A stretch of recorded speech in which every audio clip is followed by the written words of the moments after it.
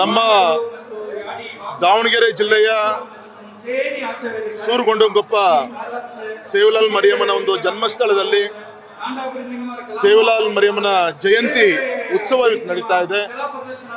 ಲಕ್ಷಗಟ್ಟಲೆ ಸದ್ಭಕ್ತರು ಕಳೆದ 3 ದಿನದಿಂದ ಮಹಾರಾಷ್ಟ್ರ ಬಾರ್ಡರಿಂದ ಹಿಡಿದು ನಮ್ಮ ಕರ್ನಾಟಕ ರಾಜ್ಯ ಇರ್ಬೋದು, ಶಿವಮೊಗ್ಗ ಜಿಲ್ಲೆ ಇರ್ಬೋದು, ಆಂಧ್ರ ಇರ್ಬೋದು, ಎಲ್ಲರೂ ಕೂಡ ಪಾದಯಾತ್ರೆಯನ್ನ ಮಾಡಿಕೊಂಡು ಕಾಲಿಗೆ ಪಾದರಕ್ಷೆ ಇಲ್ದಾಗೆ ಯಾವ ರೀತಿ ಅಯ್ಯಪ್ಪ ಸ್ವಾಮಿಯ ಇಡಿಗಂಟನ್ನು ತೆಗೆದುಕೊಂಡು ಹೋಗ್ತಾರೋ ಆ ರೀತಿ ಇಡಿಗಂಟನ್ನು ತೆಗೆದುಕೊಂಡು ಈ ಪವಿತ್ರವಾದಂಥ ಒಂದು ಜಾಗಕ್ಕೆ ಬಂದು ಹಣ್ಣು ಕಾಯಿಯನ್ನು ಮಾಡಿಸ್ಕೊಂಡು ಹೋಗ್ತಾ ಇದ್ದಾರೆ.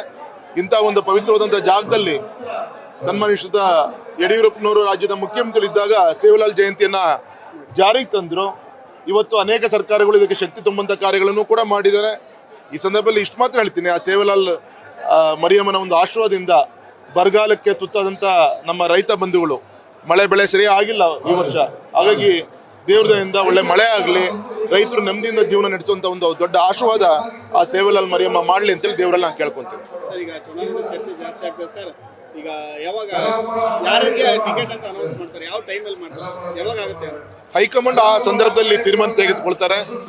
ಮೋಸ್ಟ್ಲಿ ಮುಂದಿನ ತಿಂಗಳು ಮೊದಲನೇ ವಾರದಲ್ಲಿ ಅಥವಾ 2ನೇ ವಾರದಲ್ಲಿ ಎಲೆಕ್ಷನ್ ಕೋಡ್ ಆಫ್ ಕಂಡಕ್ಟ್ ಬರ್ಬೋದು. ಅಷ್ಟರೊಳಗೆ ನಮ್ಮ ಸಂಘಟನೆ ಏನು ಗಮನ ಕೊಡಬೇಕು ಗಮನ ಈಗ ಯಾವ ಸೂಚನೆ ಪಕ್ಷದಿಂದ ಸ್ಪರ್ಧೆ ಮಾಡಿದ್ರೆ ಯಾರ್ಯಾರಿಗೆ ಅಂತ ಪರೋಕ್ಷವಾಗಿ ತಯಾರಾಗಿದೆ ಅಂತ ಅದೆಲ್ಲ ಆನ್ ಗೋಯಿಂಗ್ ಪ್ರೋಸೆಸ್ ಸಂಘಟನೆ ಒಳಗೆ ಆ ಸಂದರ್ಭ ತೀರ್ಮಾನ. ಸರ್, ಈಗ ಮತ್ತೆ ಇದರಲ್ಲಿ ಮಂಗಳೂರಲ್ಲಿ ಶ್ರೀರಾಮನ್ ಬಗ್ಗೆ ಅವಹೇಳನ ಮಾಡಿದ್ರು ಸರ್ ಒಬ್ಬ ಶಿಕ್ಷಕಿ ಅವರು, ಅದೊಂದು ಭಾರಿ ಚರ್ಚೆ ಆಗ್ತದೆ. ಒಬ್ಬ ಶ್ರೀರಾಮ ನಮ್ಮ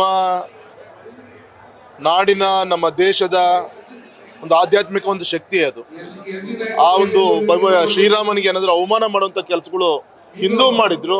ಅದಕ್ಕೆ ಈಗಾಗಲೇ ಈ ಒಂದು ಭಾರತ ಹಿಂದೂ ರಾಷ್ಟ್ರ ಉತ್ತರ ಕೊಟ್ಟಾಗಿದೆ.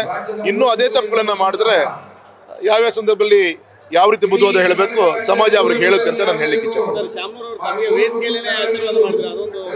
ಅದಕ್ಕೆ ವಿಶೇಷವಾದಂತ ಒಂದು ಅರ್ಥ ಗ್ರಹಿಸುವಂತ ಅವಶ್ಯಕತೆ ಇಲ್ಲ. ಯಾಕೆಂದ್ರೆ ಒಬ್ಬ ಹಿರಿಯರಾಗಿ ಯಾರು ಒಳ್ಳೆ ಕೆಲಸ ಮಾಡ್ತಾರೆ ಅವ್ರನ್ನ ಬೆಂಚಪಡಿಸುವಂತ ಕೆಲಸವನ್ನ ಮಾಡಿದೆ ಹೊತ್ತು ಯಾವುದೇ ಒಂದು ರಾಜಕೀಯ ಚೌಕಟ್ಟಲ್ಲಿ ನೋಡುವಂತ ಅವಶ್ಯಕತೆ ಇಲ್ಲ ಅಂತ ನಾನು ಸಹಜ ಮಾಡ್ಲೇಬೇಕಲ್ವಾ, ಮಾಡ್ಲೇಬೇಕು. ಅವ್ರ ಕೆಲಸ ಅವ್ರು ಮಾಡ್ತಾರೆ, ನಮ್ಮ ಕೆಲಸ ನಾವು ಮಾಡ್ತೀವಿ. ನ್ಯೂಸ್ ಫಸ್ಟ್ ನಿರ್ಭೀತಿಯಿಂದ ನಿಮ್ಮ ಪರವಾಗಿ.